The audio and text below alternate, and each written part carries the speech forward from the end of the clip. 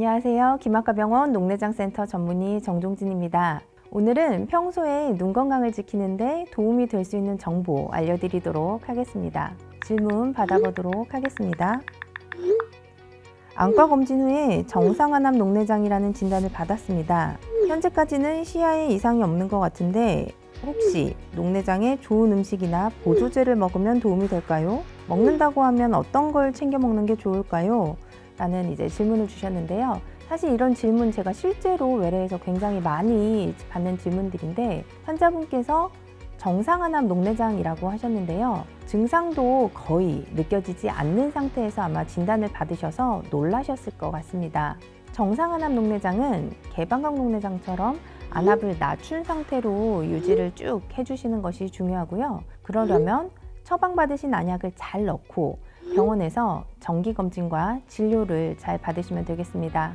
초기에 발견된 경우에는 녹내장은 크게 문제가 되지 않으니 너무 걱정하지 않으셔도 되겠고요.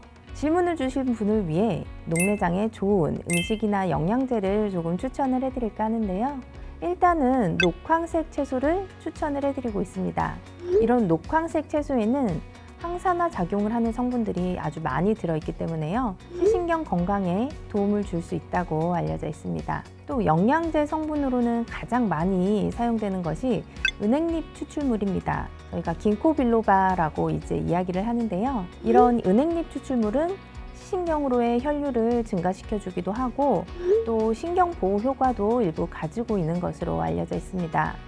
우리나라 정상화납 녹내장 환자들을 대상으로 했던 연구가 있는데 이 약제를 복용하게 한 후에 4년 이상 경과 관찰을 하고 봤는데 시야의 진행 속도가 실제로 늦춰졌다라는 연구 결과도 있고요.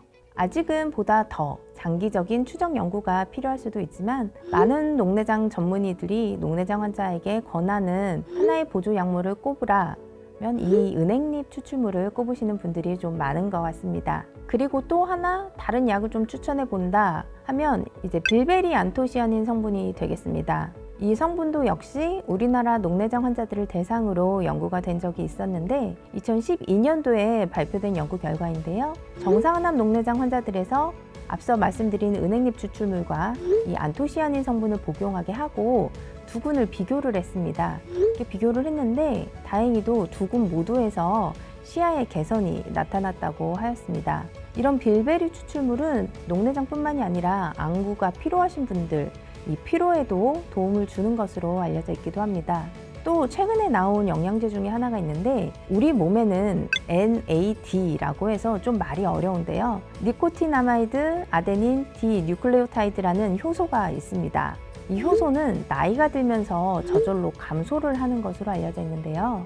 녹내장의 중요한 세포인 이 망막신경세포절에서 그 NAD가 증가를 하면 미토콘드리아의 기능이 향상되는 것으로 연구가 되어져 있는데 이 NAD 효소의 전구 물질이 바로 비타민 B3가 되겠습니다. 비타민 B3들이 3개 종류가 있는데 이 세 종류 중에서도 NAM이라고 하는 니코틴아마이드 성분이 현재 상품화가 돼서 나와 있고요. 외국에서는 이미 여러 임상 연구가 끝난 상태이고 현재 우리나라 환자들을 대상으로 일부 대학에서 임상 연구가 진행 중에 있습니다. 그래서 아직 보험이 되는 약제는 아니고요. 영양제 개념으로 약국에 가시면 판매가 되고 있습니다.